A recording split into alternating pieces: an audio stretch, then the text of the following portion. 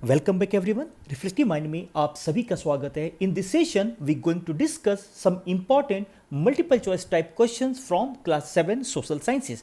Question number first, which new dynasty developed in eastern part of country?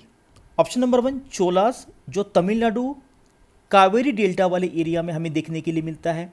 Option number 2 पाल, जो waste Bengal और आज के बांग्लादेश वाले एरिया में हमें मेडिवल फेज में डायनेस्टी का डेवलपमेंट होता हुआ दिखता है। चैमान्स की बात करें जिसे चौहान भी कहते हैं, इंडिया के नॉर्थ वेस्टर्न पार्ट राजस्थान की एरिया में, दिल्ली के एरिया में डेवलप होता हुआ दिखता है। एंड ऑप्शन नंबर 4 राष्ट्रकूटास, जिनका डेवलपमेंट हमें मेडिवल फेज में दक्कन वाले एरिया में दिखता है। So as per this question the right answer option number 2 Pala. Next one, following sources used by Kalhana except. अब देखिए बच्चे, इस क्वेश्चन में एक ऑप्शन है एक्सेप्ट। एक्सेप्ट का मतलब ही होता है अपवाद या ऑड। जब भी किसी क्वेश्चन में या किसी क्वेश्चन पेपर में आपको ऑड का ऑप्शन दिखे तो समझ जाइए कि 4 ऑप्शन में से एक ऑप्शन कुछ ऐसा होगा जो रेस्ट ऑफ द ऑप्शन से अपने आप को अलग रखेगा। तो इस क्वेश्चन की डिमांड के अकॉर्डिंग किस सोर्स को कलहन, जिन्होंने राजतरंगिनी नामक एक किताब लिखी थी, उसको लिखने के लिए एज अ सोर्स यूज नहीं किया। फर्स्ट में देखें पेंटिंग, सेकंड में देखें डॉक्यूमेंट, थर्ड में देखें eye witness accounts and fourth में देखें इंस्क्रिप्शन। तो उन्होंने पेंटिंग को generally as a source use नहीं किया था। नेक्स्ट में अगर आप देखें लिथोस्फेयर मींस, लिथोस्फेयर इनमें से किस चीज को शामिल करता है? Option number first solid crust, option number 2 hard top layer, option number 3 both and 4 none of these. अगर लिथोस्फेयर की बात करें तो लिथोस्फेयर में हम लोग जनरली सॉलिड क्रस्ट और मेंटल के अपर पार्ट को इन्वॉल्व करते हैं। तो सॉलिड क्रस्ट का मतलब ही होता है जो क्रस्ट का हार्ड टॉप लेयर सबसे अपर मोस्ट पार्ट वाला दिखता है। So as per this question the right answer option number C both. Question number next, dash is a system formed by the interaction of dash and dash. कौन सा system दो dash या दो fill up the blanks के interaction से मिलकर बनता है? As per option number 1 lithosphere is a system formed by the interaction of biotic and abiotic, ये ऑप्शन नहीं होगा। Ecosystem is a system that formed by the interaction of biotic and abiotic or living and non-living. So as per this question the right answer option number 2 or B. Civil rights movements of USA was about. USA में जो civil right movement हुआ था वो किन communities से जुड़ा हुआ था? Option number 1 Afro Americans, Indo Americans, both of these या नन ऑफ दीज। तो as per this question the right answer Afro Americans के अपने अधिकारों से जुड़ते हुए जो एक मूवमेंट यूएसए में हुआ था, हम उसे ही सिविल राइट्स मूवमेंट जनरली कहते हैं। When person are treated unequally, what is violent? जब पर्सन को या कुछ लोगों को अनइक्वली या बाकी लोगों के समान ट्रीट नहीं किया जाता है तो इससे हमारी जनरली क्या हर्ट होती है, क्या हमारा वायलेट होता है? प्रैक्टिस नहीं होगा, कास्ट सिस्टम यहाँ पे नहीं देख सकते हैं, रिलीजियस आइडियोलॉजी को भी इन्वॉल्व नहीं कर सकते। सबसे इंपॉर्टेंट चीज जो हमारे इक्वालिटी से जुड़ती है, ह्यूमैनिटी से जुड़ती है, हम उसे ही कहते हैं डिग्निटी। सो जब हमारे साथ इक्विटेबल ट्रीट नहीं होता है तो वहां पे हमारी ह्यूमैनिटी या हमारी डिग्निटी कहीं ना कहीं कॉम्प्रोमाइज, कहीं ना कहीं उसका वायलेशन दिखता है। So as per this question the right answer option number first और A. Which article in India या which article in Indian Constitution defines equality and prohibits any kind of social discrimination? Indian constitution का कौन सा article किसी भी प्रकार के discrimination को बैन करता है, प्रोहिबिट करता है और राइट टू इक्वालिटी के फीलिंग को प्रमोट करता है? Option number 1 article 10, option number 2 article 12, option number 3 article 15 and option number 4 article 21। अगर आर्टिकल 21 को देखें तो आर्टिकल 21 राइट टू लाइफ या जीवन जीने के अधिकार से जुड़ा हुआ है, जिसका सबसे ज्यादा इंटरप्रिटेशन हमारे माननीय सुप्रीम कोर्ट ने किया है। जब हम लोग फंडामेंटल राइट्स की बात करते हैं तो आर्टिकल 14 से आर्टिकल 18 तक का जो आर्टिकल है हम इसे ही राइट टू इक्वालिटी या समता का अधिकार कहते हैं। और उसी में जो अपॉर्चुनिटीज का जो अधिकार है, उसी में जो कहीं ना कहीं अपने आप को इक्विटेबल ट्रीट किए जाने का जो अधिकार है वो कहीं ना कहीं हमारे आर्टिकल 15 से कनेक्ट होता है। So as per this question the right answer option number 3। The Ansari's dignity was also hurt when. Ansari का डिग्निटी कब हर्ट हुआ? Option number 1 persons refuse to lease their apartments to them, जब पर्सन ने उन्हें अपना अपार्टमेंट लीज पे देने से इनकार कर दिया। Governments refuse to lease their apartments नहीं होगा। Persons easily lease their apartment नहीं किया गया था। And teachers refuse to lease their apartments to them. So as per this question the right answer option number first, persons refuse to lease their apartments to them. Next one, which of the following statement is wrong? इनमें से कौन सा statement wrong है या incorrect है या सही नहीं है? Manuscript provide a lot of information to the historians. Manuscript historians को बहुत सारी इंफॉर्मेशन प्रोवाइड कराते हैं, जो हिस्ट्री को रिक्रिएट करने का, हिस्ट्री को जानने का एक बहुत ही इंपॉर्टेंट लिटरेरी रिटन सोर्स के फॉर्म में हमें जनरली दिखता है। Option number 2, rules and regulations of jatis were enforced by jati panchayat. जाति पंचायत के द्वारा जातीज के रूल्स और रेगुलेशन को एनफोर्स किया जाता था, लागू किया जाता था। The Muslims had 2 division, Shia and Sunnis, ये भी ऑप्शन सही है, along with 1 and 2। Option number 4 को देखें, between 8th and 14th century the term Kshatriya was used for group of Brahmins. Kshatriya word को ब्राह्मण्स के लिए यूज नहीं किया गया। क्षत्रिय जो रूलिंग क्लास थी, जो लोगों की रक्षा करती थी, जो वैरियर थे, उनके लिए क्षत्रिय या उनके लिए जनरली हम लोग राजपूत वर्ड का यूज किया करते थे। So as per this question the option number D is the right answer. What was Hindustan according to Minhaj e Siraj? Minhaj e Siraj important historian of the medieval phase. तो मिनहाज ए सिराज के अनुसार इंडिया क्या था?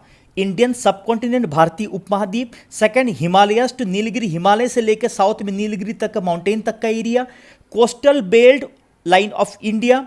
And option number 4, areas of Punjab, areas of Haryana and the land and the Doab between the Ganga and Yamuna. तो अगर मिनहाज के अनुसार India को देखें तो वो पंजाब हरियाणा के साथ साथ गंगा और यमुना के बीच के दोआब को वो हिंदुस्तान में क्या करते हैं? शामिल करते हैं। ऑप्शन नंबर 4 और D is the right answer.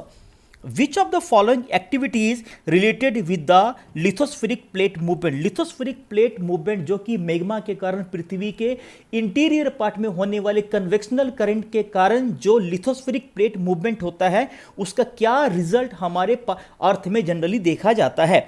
Option number first अगर आप देखें, माउंटेन बिल्डिंग हो सकता है, destruction of earth surface. Option number C, both. तो प्लेट मूवमेंट के कारण आपको पता है एंडोजेनिक फोर्सेस की बात करें जो प्लेट मूवमेंट से ट्रिगर होता है और कहीं ना कहीं वो प्लेट मूवमेंट को ट्रिगर भी करता है। So as per this question the right answer option number C, the place in the crust where the movement starts. Movement starts का मतलब होता है यहां पे वाइब्रेशन या अर्थक्वेक की बात की जा रही है। तो पृथ्वी में एक ऐसा जगह या ऐसी जगह जहां से हमें सबसे पहले सिस्मिक वेव का मूवमेंट होता हुआ दिखता है, हम उसी पॉइंट को क्या कहते हैं? फोकस कहते हैं। और फोकस से जस्ट ऊपर जिस पॉइंट पे उस मूवमेंट को, उस ट्रिगर को, उस वाइब्रेशन को सबसे पहले फील किया जाता है, हम उसे ही एपिसेंटर कहते हैं। And the another name of this epicentre is centre of the earthquake. तो यहां पे क्वेश्चन आपसे पूछा जा रहा है कि जिस प्लेस से मूवमेंट स्टार्ट होता है, ना कि उस पर्टिकुलर मूवमेंट को रिकॉर्ड किया जाता है या फील किया जाता है। So as per this question the right answer option number first, focus. Next one, which one of the following landforms differ from others? ये क्वेश्चन बहुत ही इंपॉर्टेंट है, इस पे ध्यान देंगे। इनमें से कौन सा लैंडफॉर्म बाकी से अलग है?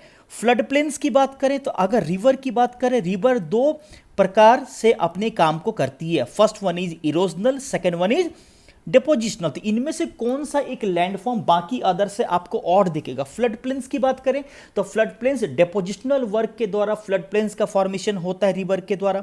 अगर लीवीज की बात करें, लीवीज जो रिवर बैंक के अलोंग जो रेज्ड किनारे होते हैं, जो उठे हुए भाग होते हैं, जो भी ये भी डेपोजिशन के द्वारा होता है, लीवीज भी डेपोजिशन के द्वारा होता है। डेल्टा की बात करें, जब रिवर समुद्र में किसी बड़े रिवर में जब अपने वाटर को डिस्चार्ज करती है तो ट्रायंगुलर शेप जो डेपोजिशनल स्ट्रक्चर होता है ग्रीक भाषा में डेल्टा के समान, हम उसी को डेल्टा कहते हैं, जो भी डेपोजिशनल वर्क के कारण होता है। लेकिन अगर आप मियांडर को देखें बच्चे, अगर हम मियांडर को देखें तो मियांडर का सीधा सा मतलब ही होता है कि रिवर का जो बेंडिंग है, रिवर चैनल का बहुत ही कम स्लोप के कारण और बहुत ज़्यादा सिल्टेशन लोड के कारण जब रिवर बेंडिंग लाइक स्ट्रक्चर बनाती है तो हम उसे मियंडर कहते हैं। लेकिन मियंडर के फॉर्मेशन में डेपोजिशन के साथ साथ इरोजन का भी एक बड़ा इंपॉर्टेंट रोल दिखता है। तो रेस्ट ऑफ द थ्री को देखो तो वहां पे डेपोजिशनल वर्क एक्टिवेट ज़्यादा है, और मियंडर में देखो तो डेपोजिशनल के साथ साथ हमें इरोजन वर्क या इरोजनल वर्क का भी अपना रोल जनरली दिखता है। So as per this question बाकी तीन के साथ मियंडर उतना फिट नहीं होता। सो यहां पे आपको ये एक ऑड फिगर के फॉर्म में दिखेगा। वेदरिंग एंड इरोजन, अपक्षय और अपर्दन, option number 1 both are same, दोनों सेम नहीं है। Active process, weathering passive process होता है जबकि इरोजन एक्टिव प्रोसेस होता है, ये ऑप्शन भी रॉन्ग है यहां पे।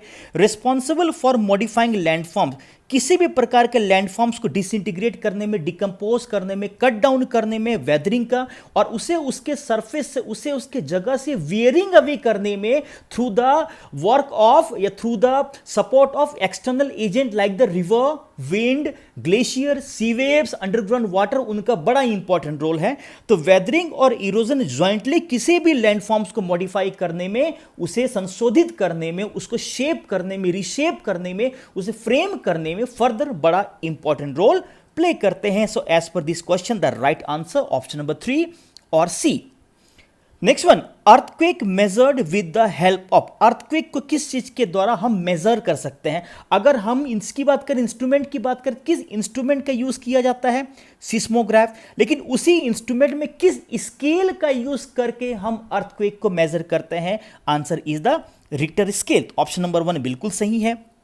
ऑप्शन नंबर बी को देखें और ऑप्शन नंबर सी को देखें, यहां पे ध्यान देंगे बच्चे, एनिमल बिहेवियर और सम एक्वेटिक और रेप्टाइल्स के अननेसेसरी एबनॉर्मल एक्टिविटीज को देख के हम अर्थक्वेक का एक रफ प्रिडिक्शन कर सकते हैं। एग्जैक्ट प्रिडिक्शन अर्थक्वेक का अभी तक संभव नहीं हो पाया है। सो एनिमल बिहेवियर को देख के, सम एक्वेटिक जैसे रेप्टाइल से सांप अपने बिल से बाहर निकल जाते हैं, मछलियों की अजीबोगरीब हरकतें दिखने लगती है ना, क्योंकि वो अर्थ के वाइब्रेशन को थोड़ा समझ लेते हैं। तो उसके द्वारा अर्थक्वेक का हम एक रफ प्रिडिक्शन करते हैं, ना कि अर्थक्वेक को मेजर करते हैं। अर्थक्वेक को मेजर करने के लिए जिस इंस्ट्रूमेंट का, जिस डिवाइस का यूज करते हैं उसे सिस्मोग्राफ कहते हैं, और जिस उस डिवाइस में भी जिस स्केल का यूज करते हैं, याद रखिएगा, हम उसे रिक्टर स्केल कहते हैं। So 2 and 3 are not appropriate. So as per this question the most appropriate option, option number first, seismograph and Richter scale. तो इस डिस्कशन में इतनी ही बातें। आई होप इन सभी सवालों के द्वारा, और इसके पहले भी हमने एक क्वेश्चन आंसर डिस्कशन का क्लास 7 के सोशल साइंस का हमने बनाया है, आप उसको शामिल करते हुए इस वीडियो के साथ साथ देखते हुए बहुत सारे कंसेप्ट, बहुत सारे चैप्टर्स के टॉपिक को समझने में आपको आसानी रहेगी। अगले वीडियो में कुछ और क्वेश्चंस के साथ हम दोबारा आएंगे। तब तक रिफ्लेक्टिव माइंड के साथ बने रहिए। Happy learning and thank you so much.